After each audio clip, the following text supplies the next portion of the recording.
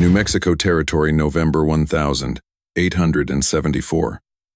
The dawn came to the desert like a reluctant confession, slow and gray through the cottonwood branches.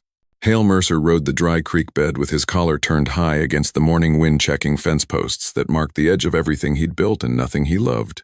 6 years since he'd left the cavalry. 6 years of talking to horses instead of men, and that suited him fine.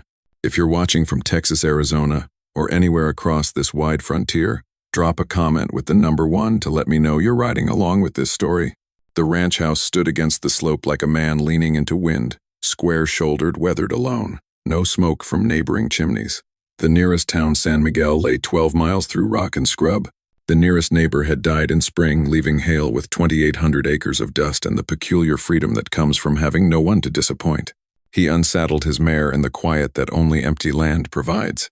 Inside the cabin, he set the kettle on the stove and pulled yesterday's grounds from the coffee pot. His hands moved through the routine water grounds flame. The photograph on the mantel caught morning light Sarah dead 3 winters now from fever that took half of Santa Fe. He didn't look at it anymore, just knew it was there, like knowing which floorboard creaked. The crows changed everything. Black wings circled the southern hill, too many and too low. Not the lazy circles of birds over carrion, but something urgent, almost angry. Hale set down his cup, the coffee still too hot to drink. He strapped on his Colt habit more than concern and rode toward the disturbance. The wind died as he approached the cottonwood grove. Even his mare's breathing seemed quiet. Through the twisted trunks he saw her. She hung from the largest tree wrists, bound to a thick branch, toes barely scraping earth. Her dress, once white, maybe cream, was torn and stained with blood and dirt. Above her head a wooden sign had been nailed to the bark, "Half-blood," hung by dawn. But she was breathing. Her fingers twitched, clutching at air. Her bare feet pressed into the dust, trying to find purchase to take weight off her wrists where the rope had cut through skin. Dark hair fell across her face, tangled with sweat and sand. She couldn't have been hanging long, maybe an hour or 2 at most. The morning shadows hadn't moved far from where boot prints churned the ground. Many boots, many horses. Hale drew his knife and urged his mare closer. The woman's eyes opened, brown shot through with gold like desert stone after rain. She tried to speak, but only managed a raw whisper that might have been a warning. "Easy," he said, reaching up to saw at the rope. "I'm cutting you down." The knife bit through hemp strand by strand. She made a sound, not relief, but fear. Her eyes darted past him to the ridge pupils, wide with something beyond pain. The rope gave way.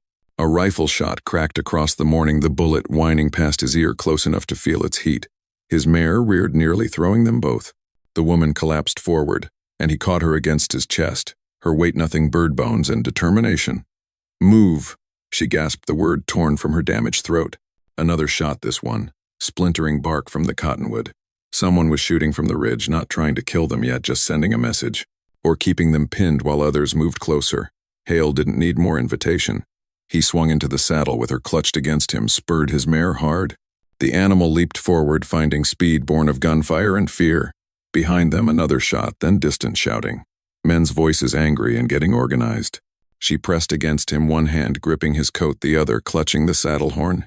He could feel her trembling, not just from cold or pain, but from the knowledge of what those voices meant. Her body curled into itself, making a smaller target, the instinct of someone who'd been hunted before. They rode hard for a mile before he dared slow to check behind them. No dust clouds yet, but they'd come. Men who'd hang a woman at dawn wouldn't let her be cut down without consequence. How many, he asked. 5, maybe 6. She managed each word, scraping her throat raw. They'll come. He guided the mare into a dry wash, using the banks as cover, pushing toward his ranch by a longer but hidden route. Now that immediate danger had passed, he could see her injuries more clearly. Not just rope burns on her wrists, but something worse.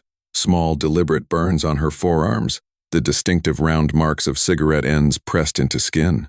Someone had taken their time with her, asked questions between each burn. Who did this? She shook her head, whether unable or unwilling to answer, he couldn't tell.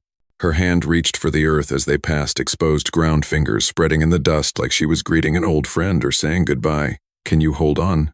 My place isn't far." A nod, barely, but her grip tightened on his coat. They heard horses before they saw them, hoofbeats echoing off the wash walls, still distant but closing. Hale knew this land, every gulch and game trail. He turned the mare up a steep deer path, branches tearing at their clothes. Behind them, the sound of pursuit grew louder. The woman pressed her face against his shoulder and he felt her lips moving. Not English, not Spanish, but something older. Navajo maybe, or Apache. A prayer or a curse, he couldn't tell which. They broke from the wash onto a flat stretch of desert. His ranch lay 2 miles ahead, but it might as well have been 20. In open ground, they'd be easy targets. He had to make a choice race for the ranch and hope to reach it first, or find somewhere to make a stand. A third shot made the choice for him. This one came from ahead, not behind. They were being herded. Hold tight, he told her, and felt her arms wrap around his waist. He turned the mare sharp left toward a cluster of rocks he knew from hunting. Not much cover, but better than nothing. They reached it as more shots rang out, bullets, singing off stone. He slid from the saddle, pulled her down with him, pushed her behind the largest boulder. Now he could see them 5 riders spread in a half circle, moving careful and professional. Not a lynch mob, but something worse. Hunters who knew their business. The woman tried to speak, coughed instead, specks of blood on her lips. He saw more burns now on her neck, her collarbone where the dress had torn. Systematic. Methodical. Someone had wanted information from her and hadn't cared how much she suffered in the giving. What do they want, he asked. She looked at him with those gold-flecked eyes measuring trust against necessity. Papers, she finally whispered. Land papers. I wouldn't tell them where. Another shot closer now. Hale checked his ammunition, 6 in the Colt, another dozen in his belt. Not enough for a real fight, but maybe enough to make them think twice. Stay down, he told her. He fired twice careful shots that made the riders pull back, take cover of their own. In the moment of breathing room, he looked at her again. She'd pushed herself to sitting back against the rock, one hand pressed to her ribs, where he now saw the dark spread of blood through fabric. Not just tortured, shot too, probably, as they'd strung her up a wound meant to kill her slow while she hung. Why save me? She asked, voice barely audible. Because leaving you there would have made me like them, he said. Firing again, as a rider, tried to flank them. And I've been too many things, but not that. Never that. She studied him for a long moment, then reached out her burned fingers, barely brushing his arm. They won't stop. Baron Crestridge. He needs me dead. Then he'll have to go through me. You don't even know me. I know enough. I know nobody deserves what they did to you. More shots, more shouts. The riders were coordinating, preparing for a rush. Hale counted his bullets again, calculated angles and chances. Not good odds, but he'd faced worse in the war. At least here he knew what he was fighting for. The woman began to sing soft and low, that same language he didn't understand. But he understood the tone, not surrender, but defiance. The song of someone who'd survived everything, thrown at her, and would survive this too, or die with her spirit unbroken. That's when he saw the dust cloud from the north. More riders, but whose company coming, he said. She followed his gaze, and her song faltered. Then unexpectedly she smiled, an expression that transformed her face despite the pain. That's not them, she said. That's my uncle. The pursuing riders saw it too. Sudden uncertainty in their movements. They'd been ready to kill a lone man and a tortured woman. They hadn't counted on witnesses or worse revenge. One of them called out, "This isn't over, Breed. The Baron will have his papers." Then they were turning, spurring their horses back toward town, leaving dust and threats in their wake. Hale lowered his gun, slowly aware that one danger leaving didn't mean safety had arrived. The woman his responsibility now chosen, in the moment he'd cut that rope, tried to stand, and collapsed against him. Safe now, she asked, echoing his earlier words with bitter irony. No, he said, honestly supporting her weight, but alive. That's a start. The approaching riders were indeed native Apache or Navajo, he couldn't tell at distance. 3 of them riding with purpose but not hostility. The woman raised one burned hand in greeting, called out something in that liquid language. My Uncle Keh, she explained weakly. He was tracking them. Tracking me. Too late to stop the hanging, but... She coughed again, more blood. Not too late for you. The lead rider, an older man with silver-streaked hair and eyes like flint, dismounted while still moving. He took in the scene, the blood, the burns, the defensive position, the retreating dust cloud. When he spoke, it was in accented but clear English. You cut her down. Not a question. Hale nodded. They shot at you for it. Another nod. The man studied him for a long moment, then extended his hand. Then you are under our protection now. Both blessing and curse, white man. Both blessing and curse. As they helped her onto a horse, the woman looked back at Hale. My name is Lanu, she said. And you just entered a war you don't understand. Wouldn't be the first time, Hale replied, mounting his own horse. But as they rode toward his ranch, pursued by echoes of gunfire and promises of violence to come, he wondered if it might be the last. The ride back stretched longer than memory. She drifted in and out of consciousness, mumbling words in a language he recognized as Navajo, mixed with Spanish and something else. Agua, she said clearly then. Something about fathers and maps and burning. Inside the cabin, lamplight painted shadows on rough walls. Hale laid her on his bed, the first person besides himself to touch those blankets since he'd sewn them. She fought the softness at first, hands clutching at air like she expected to find rope. "You're safe," he said again, though the word felt strange in his mouth. When was anywhere truly safe? He heated water on the stove, found clean cloth in the drawer where Sarah's things still lived. The woman watched him with those gold-flecked eyes, tracking his movements like a wolf tracks a hunter. When he approached with the wet cloth, she flinched. Just cleaning the wounds. He showed her the cloth, the basin. Nothing else. She nodded, jaw tight. He worked in silence, washing blood from her temple, her wrists. The rope had cut deep. These wounds would scar. When he reached for the torn shoulder of her dress, she caught his wrist. "I'll do it," she said, voice like sandpaper. He handed her the cloth and turned away, busying himself with the stove. Behind him, water dripped into the basin. Cloth whispered against skin. Small sounds of pain, carefully contained. "There's a shirt in that trunk," he said without turning. It was my wife's. The trunk creaked open. Fabric rustled. When he finally turned back, she wore Sarah's blue cotton shirt. The sleeves too long, the collar too wide. It made her look younger. Maybe 25 instead of the 30 he'd guessed. "Thank you." The words came careful, measured, like she was testing their weight. "What's your name?" She hesitated, eyes darting to the door, the window, calculating distances. "Lanu. I'm Hale. This is my ranch. You're about 12 miles from San Miguel. I know where I am." She sat on the bed's edge, feet flat on the floor like she might need to run. "I know who you are." That stopped him. "You do ex-cavalry." Translator.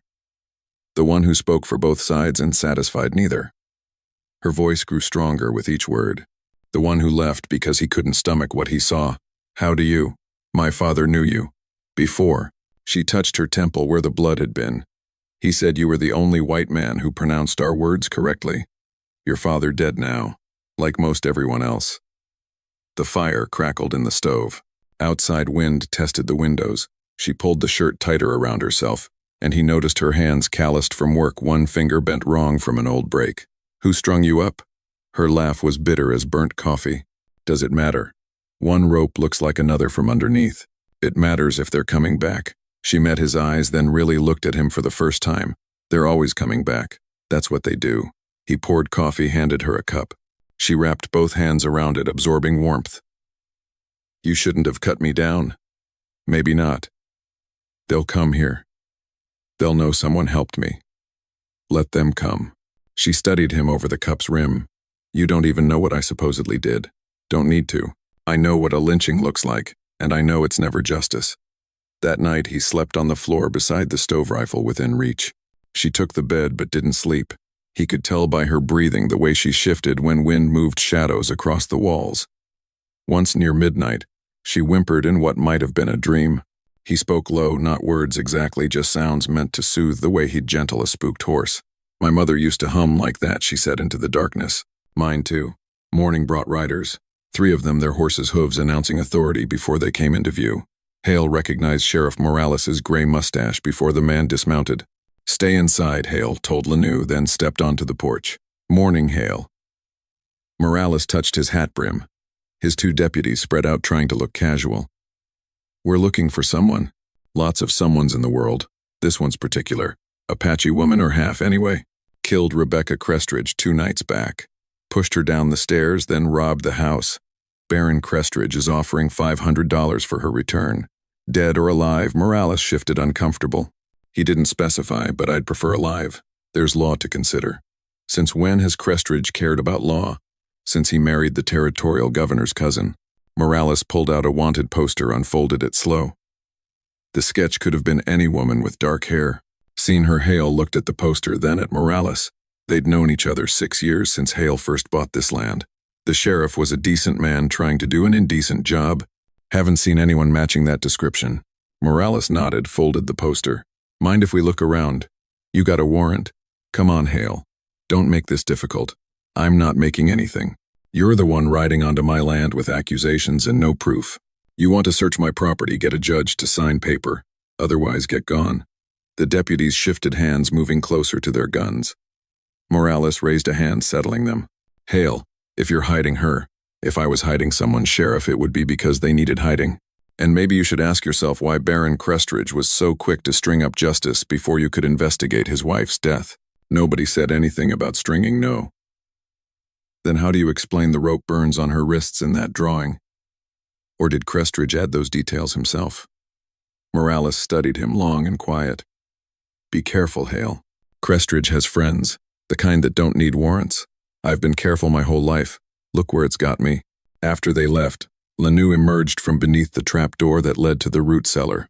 Dust in her hair made her look older, ghost-like. "You lied for me. I told the truth. You don't match that description. You're not a killer." "How do you know?"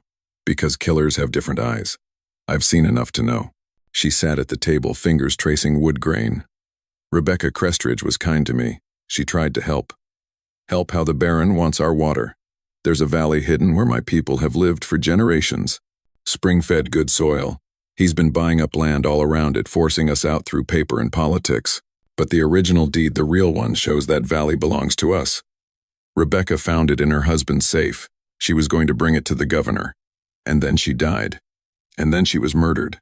I saw him push her. I was bringing her roots for her headaches. She got them bad, especially after he'd been drinking. I came through the kitchen door and saw them arguing at the top of the stairs. He grabbed her shoulders, shook her, then pushed. She fell backwards. The sound? Lanu touched her own temple, like a melon dropping. "Why didn't you run?" I tried. But his men were already outside. They grabbed me, said I'd killed her, that everyone saw me running from the house. By the time they strung me up, half the town believed it. But not all. She looked at him sharp. "What do you mean? Someone cut your rope? Before me? The ground beneath that tree was full of cut rope pieces. Someone's been cutting people down. They just haven't been fast enough." Her hand went to her throat. "Who don't know? But we're not as alone as Crestridge thinks." Days passed in careful routine. Lanu healed slowly, trust slower. She helped with small tasks, feeding chickens, mending fence, cooking beans that tasted of smoke and memory. She had a way of moving that made no sound, and sometimes Hale would turn to find her standing still, as stone, watching the horizon like she could see trouble coming miles away. "You don't have to stay," he said one evening, as they sat on the porch watching sunset. "Paint the mountains red. Where would I go?" "Your people. The hidden valley." She shook her head. "If I go there now, I lead Crestridge straight to them. Better they think I'm dead. They might come looking. No, we learned long ago not to look for the taken. It only leads to more taking." She told him about her mother that night, how the white woman had been captured in a raid when Lanu was young, how instead of trying to escape, she'd learned the language, married Lanu's father, became part of the tribe more fully than blood could make her. The town women called her traitor when we'd come to trade. Said she'd forgotten her race, her god. But she'd tell me, "I didn't forget anything.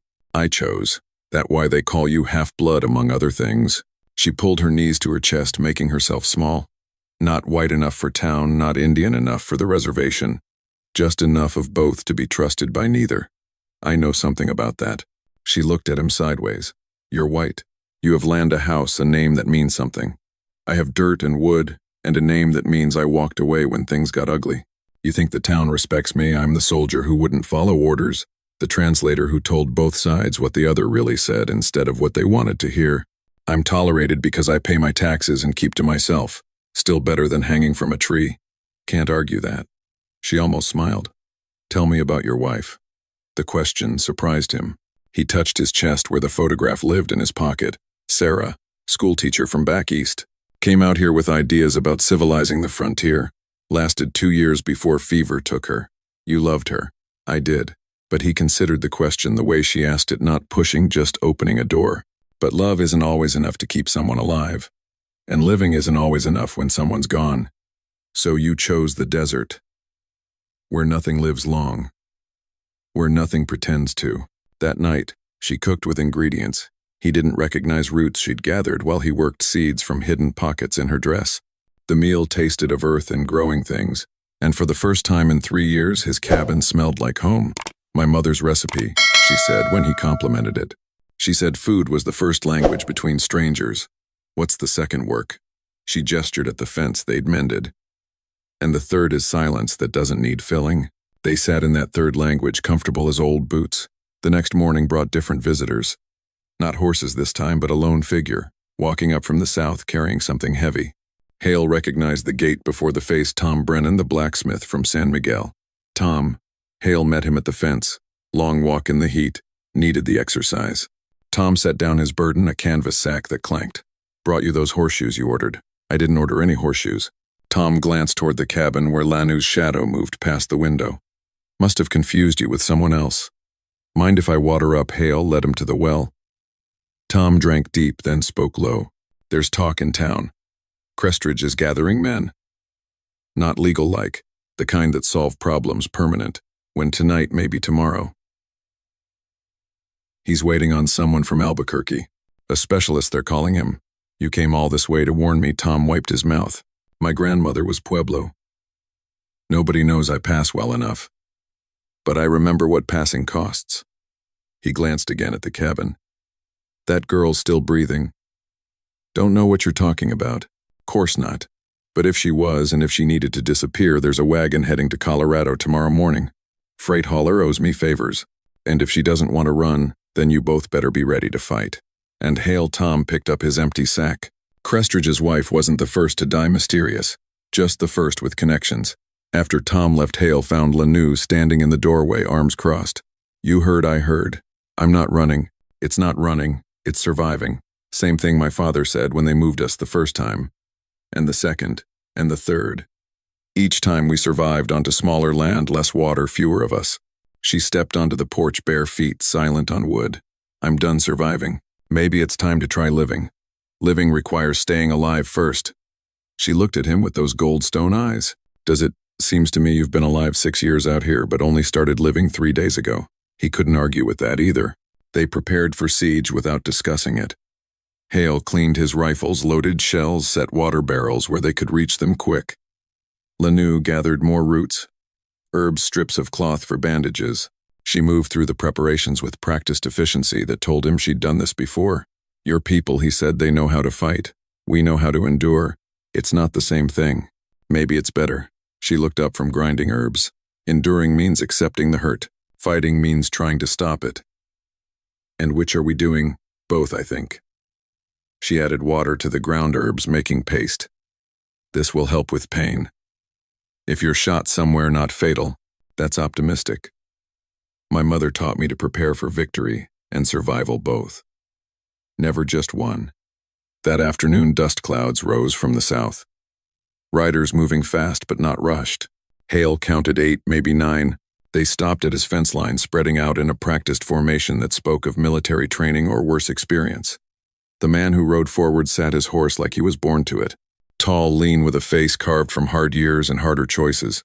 Hale recognized the type, if not the man, a specialist like Tom had warned. The kind who solved problems without paperwork. You'd be Mercer. Not a question. I would. You'd be trespassing. The man smiled, all teeth, no warmth. Name's McCready. I work acquisitions for Mr. Crestridge. He's concerned about some missing property. Tell Crestridge if he's lost something, he should look more careful. Funny thing about property. McCready shifted in his saddle coat, pulling back to show twin colts. Sometimes it don't know it's property. Thinks it has choices, free will, that sort of thing. Makes retrieval complicated. Everything about Crestridge is complicated. Now that's truth. Man's got layers, like how he's grieving his poor wife, murdered brutal-like, and yet he's still concerned about justice being done. That's character. That's something all right. McCready's eyes drifted to the cabin. Mind if we look around friendly-like? I do mind. Unfriendly-like. Now, see, that creates what we call an impasse. McCready leaned forward. You seem like a practical man, Mercer. War veteran. Translator. Man who understands that sometimes the greater good requires lesser evils. I've heard that speech. Usually right before something unforgivable happens. Unforgivable. McCready tasted the word. That's a luxury forgiveness. Out here there's just living, and dying, and the narrow space between. Then you understand why I can't let you pass. I understand you're one man with principles in a world that's run out of room for such things. Maybe. But it's my land, my principles, my choice. McCready nodded slow like a man confirming bad news. Choice. There's another luxury. He turned his horse. We'll be back, Mercer. With paper this time. Legal paper that says, we can search every board and nail on this property. And if we find what we're looking for while harboring a fugitive is serious business, so is murdering women and blaming it on innocence. McCready stopped. His horse looked back. Careful, Mercer. Words like that can get a man hanged right alongside whoever he's hiding. They left, but their dust lingered a promise in the air. Inside, Lanu stood beside the window, one of his rifles in her hands. I can shoot. I figured. My uncle taught me. Said a woman alone needs to speak all languages, including gunpowder. Your uncle sounds wise. He's dead too. She set the rifle down gentle. They'll come back tonight. Probably. We should leave. Find my people, warn them. Thought you didn't want to lead trouble to them. That was before. Now, she touched the window glass. Now I think trouble's coming whether I lead it or not. Better they know can prepare. You know the way in the dark and storm with my eyes closed. She turned to him. Will you come? The question hung between them like morning mist. He thought of 6 years alone of Sarah's photograph of roots that weren't really roots, just fear dressed up as belonging. I'll saddle the horses. They left as dusk, painted the world purple-gray. Lanu led them away from the main trails through arrows and washes that looked impassable until she showed him the way. She rode like her bones knew the land, and he followed, trusting her in a way he hadn't trusted anyone since Sarah died. Tell me about the valley, he said as they rested the horses near a spring. It's beautiful. Water runs clear even in drought years. Cottonwoods grow tall. Corn grows in the old way with beans and squash, the three sisters supporting each other. Her voice went soft. Children play without fear. Sounds like paradise. It's just home. But that's paradise enough when you've been driven from everywhere else. They rode through the night stars, brilliant in the cold air. Near dawn, she led him through a narrow canyon he would have ridden past without seeing. The walls pressed close, then opened suddenly into a valley that caught the first light like a bowl catching water. He saw the Wikiup's first traditional dome shelters scattered near the stream. Then the small adobe structures, the planted fields lying fallow for winter. Smoke rose from morning fires. A dog barked, then another. People emerged, men with rifles, women pulling children behind them, elders standing straight despite their years. They all had Lanu's careful eyes, that watchful stillness. An old man stepped forward. His face was a map of survival scars, sun-damaged laugh lines that had forgotten their purpose. He spoke in Navajo to Lanu, his voice carrying joy and fear in equal measure. My Uncle Keh, she told Hale. He asks why I brought death to our door. Tell him death was already coming. I just rode alongside it. She translated. Keh studied Hale with eyes that had seen too much to be surprised anymore. He spoke again. He says you're the translator who wouldn't lie. He remembers you from the treaty talks at Fort Sumner. I remember him too. He was the one who laughed when they promised the government would protect his people. Keh laughed again, the same bitter sound. He gestured for them to follow. The valley was larger than it appeared, extending back into canyon tributaries where more families had made camp. Hale counted maybe 40 people, half of them children. Not enough to fight an army, too many to hide if that army came looking. Kia's shelter stood near the central fire. Inside, blankets covered the ground, and the air smelled of sage and old smoke. He gestured for them to sit, then spoke at length in Navajo Lanu, translating pieces. He says Crestridge has been buying the land around us for 2 years. Every spring, our water gets harder to reach from outside. Soon we'll be surrounded by paper that says we don't exist. But you have the original deed. Had. It was in Rebecca's possession when she died. Hale pulled something from his coat, a leather folder he'd carried since leaving his ranch. You mean this? Lanu's breath caught. Inside the folder lay a yellowed document, official seals still visible. She read it, hands trembling. Where did you, Tom Brennan? The blacksmith. Those horseshoes he brought, this was wrapped inside them. Said he took it from Rebecca's body before Crestridge could search her. Said she'd asked him to keep it safe if anything happened to her. Keh took the document, studied it with eyes that couldn't read English, but understood the weight of paper in this new world. He spoke rapidly. He asks what good is paper, when the men with guns don't honor it. None, Hale admitted. Unless the right people see it. The governor, the federal marshal newspaper men from back east. Make it public enough, and even Crestridge can't bury it. And if he buries us first. Before Hale could answer, a young man ran into the shelter speaking urgent Navajo. Lanu went rigid. Riders, many of them, moving through the canyon, they emerged to find the valley in controlled chaos. Women gathered children, men took positions among the rocks. Keh barked orders, his age forgotten in the face of need. How many? Hale asked. 20, maybe more. Lanu checked her rifle. They found us. No, they found me. Hale moved toward his horse. I'll lead them off, buy you time. She caught his arm. You think we've survived this long by letting others fight for us? This isn't your fight. It's Crestridge wanting me for hiding you. It's been our fight for 50 years. You just arrived at it. Keh spoke and Lanu translated. He says you can stand with us or leave, but don't insult us by thinking we need saving. The riders entered the valley, spread wide, professional.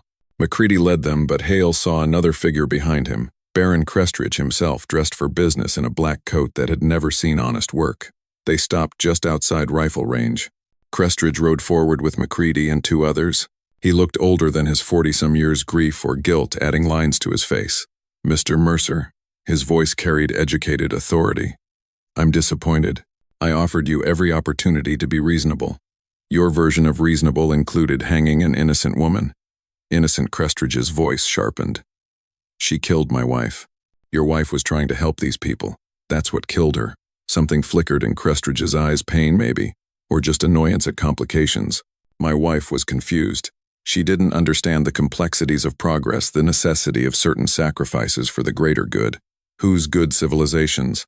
The railroad's coming through in 2 years. This valley sits on the perfect route. These people, they'll be compensated, relocated somewhere suitable. Suitable being wherever water doesn't flow. Keh stepped forward, spoke in English, rough but clear. This land is ours. Paper says so. Crestridge smiled thin. Paper. What paper? Hale held up the deed. This paper. The one your wife died trying to protect. That's a forgery. My wife would never. Your wife would and did. And there are witnesses. Tom Brennan saw you push her. Others saw him take this from her body. The silence stretched taut. Crestridge's men shifted, uncertain. Even McCready looked uncomfortable. You're lying. Maybe. But are you willing to bet everything on it? Kill us all here, and you become the man who massacred families for land. The governor might overlook many things, but not that. Not with newspapers watching, not with Washington asking questions about the territories. You think anyone cares about a handful of Indians and 1 traitor? I think they care about railroad investments and political scandals. I think they care about a baron who murders his wife, then covers it up with lynchings. Crestridge's hand moved to his gun, but McCready stopped him. Sir, there's wisdom in reconsidering. Wisdom. Crestridge's voice climbed. From a hired gun. From a man who's cleaned up enough messes to know when one's about to get too big for cleaning. McCready looked at the positioned fighters, the women and children visible in the background. This goes bad, it goes very bad. And $500 doesn't cover that kind of bad. More silence. Wind moved through the cottonwoods. Somewhere a child cried and was quickly hushed. A week, Crestridge finally said. You have 1 week to vacate. After that I come with legal authority and armed federal marshals. And we'll be here, Lanu said, stepping beside Hale. With that deed and our own witnesses, let the law decide who hangs for murder. Crestridge studied her, this woman he'd tried to erase. You should have stayed hung half-blood, and you should have stayed human. But we both disappointed ourselves. They left dust and threat lingering behind them. The week passed in preparation. Hale sent word to Fort Union to newspapermen in Santa Fe, to anyone who might listen. Tom Brennan came with 3 others from town men who'd kept quiet too long and found their voices in the possibility of justice. Sheriff Morales arrived on the 6th day alone. Come to warn us, Hale asked. Come to do my job. Morales looked tired, older than his years. Crestridge filed papers. Federal marshals will be here tomorrow with evacuation orders, and the murder charge under investigation. But that won't stop the evacuation. So he wins. Maybe. Maybe not. Morales pulled out a telegram. Governor sending a special investigator. Should arrive tomorrow, same time as the marshals. Seems someone in Washington's very interested in how territorial land grants are being handled. Someone who received a letter from a schoolteacher's sister, asking why her Sarah died so far from home and why her husband never wrote to explain. Hale's chest tightened. Sarah's sister contacted Washington. Apparently, she never believed the fever story. When she heard about recent events, she made noise. The kind of noise that echoes in marble buildings. That night, the valley prepared for its last stand or first victory. Lanu found Hale by the stream watching stars reflect in moving water. Tomorrow changes everything, she said. One way or another. Are you afraid? He considered lying, decided against it. Terrified. You the same. But also, she knelt, touched the water. Ready. Tired of running, hiding, surviving. Ready to live or die as myself on my land with my people. And me. She looked up at him. You're not my people, but you stood when standing mattered. That makes you something else. What chosen family? If you want to be. He knelt beside her, let his fingers touch the water near hers. I want to be. Dawn came bright and hard. The federal marshals arrived, first 6 men with badges and certainty, then the special investigator, a thin man named Garrett, who looked like wind might knock him over, but whose eyes missed nothing. Crestridge came last with 15 men, McCready notably absent. Show me the deed, Garrett said without preamble. Keh presented it with ceremony. Garrett studied it, pulled out a magnifying glass, compared it to documents in his case. This appears legitimate. It's a forgery, Crestridge insisted. Then you won't mind if I investigate its provenance. And while we're investigating, I understand there are questions about your wife's death. My wife fell. This woman, he pointed at Lanu, was seen fleeing. I saw him push her, Tom Brennan said, stepping forward. I was fixing their kitchen door. Saw it through the window. Saw him shake her, push her, saw her fall. He's lying. Then why didn't you report seeing the Indian woman kill her? Garrett asked. Why go straight to lynching? She was escaping. Or you were covering up. Garrett turned to the marshals. I'm ordering a full investigation. No evacuation until it's complete. You don't have that authority, Crestridge said. I do, actually. Garrett pulled out papers. Signed by the territorial governor yesterday. Seems he's concerned about the integrity of land deals involving his recently deceased cousin. Crestridge's face went white, then red. You can't. This is my land. I paid. You paid for land that wasn't for sale. You killed to keep it quiet. And now you'll hang for it. If there's any justice left in this territory. Crestridge reached for his gun. Time slowed. Hale moved, stepping between Crestridge and Lanu. The shot was loud in the morning air. Pain bloomed in Hale's shoulder, spinning him half around. Another shot, this one from Morales, catching Crestridge in the chest. The Baron fell backward, blood spreading across his white shirt. He looked surprised, then angry, then nothing at all. Never did like him, Morales said quietly. Lanu pressed cloth to Hale's shoulder, the herbs she'd prepared, he realized through the pain. You stood between, she said, half accusation, half wonder.